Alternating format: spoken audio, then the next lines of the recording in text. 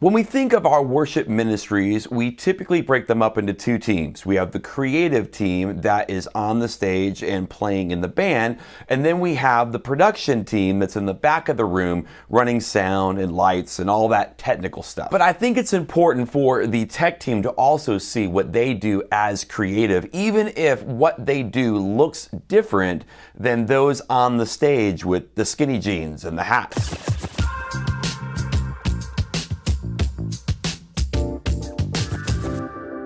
Hi, I'm Dave Dolphin at PracticalWorshipBlog.com, sharing ideas, tips, and practical advice for the everyday worship leader. On this channel, we have weekly videos that help you lead a worship band and be a leader of people. So if you haven't already, consider subscribing so you don't miss the next video. When we structure the worship team, we generally have a creative side, and we use that word creative. And then we have a technical side. You've got people singing and playing instruments and creating the music, and then you have people that are doing technical things like running sound and lights and ProPresenter. But I think all of that is creative, and I think it's important for us as leaders of worship ministries to help everyone to see how what they do as creative, from the stage to the booth. When I was at the Philo conference back in May, I had a chance to sit down and talk with Stephen Brewster about this very idea. Brewster is a creative coach that has worked with Elevation and Life Church and Saddleback and has a lot of wisdom when it comes to working with churches, specifically in the area of worship and using creativity in the church.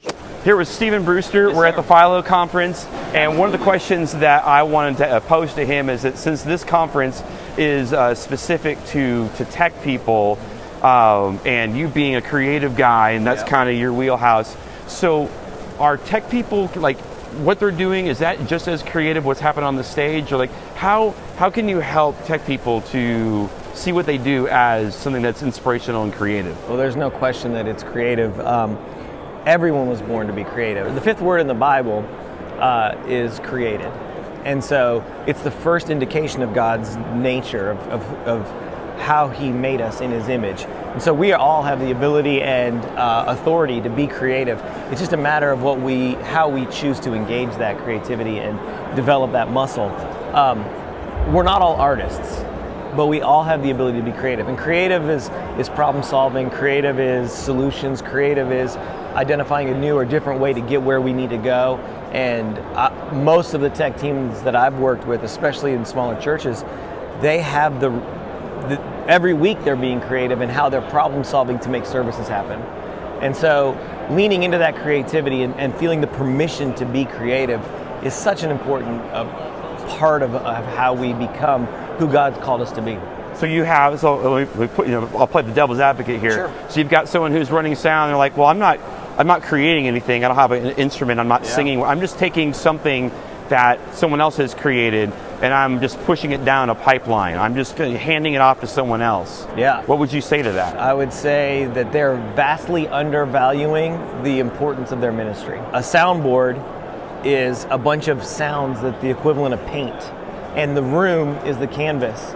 And so how are you going to create an environment that is welcoming, that is artistic, creative, and doesn't become distractionary for a guest? And that's as much of an art as singing a song or playing a guitar. Okay, so for churches that are maybe like in the 200 member size or whatever, you've got the only full-time staff member is the worship pastor. Yep. Anyone that is on that tech team or that media team, they're all volunteer. So how can you encourage worship leaders who are leading a ministry to help those people that are running ProPresenter and running sound and lights and cameras to see what they do as a creative thing, not just pushing buttons? So the first thing is you have to prepare them to win on a weekend. And so they should never come in and feel not set up to win. I think that's one of the biggest mistakes we make as leaders. We don't prepare the way for our volunteers. So prepare the way. When there's margin, there's space to be creative. There's space to figure out how to sync the lights with the background color. There's ways to make sure that the font treatment and the spacing is the best that we can make it. And so setting up our teams to win in advance, most vital thing that you can do in an environment like we discussed. The other thing is creating intentional environments where teams get to create.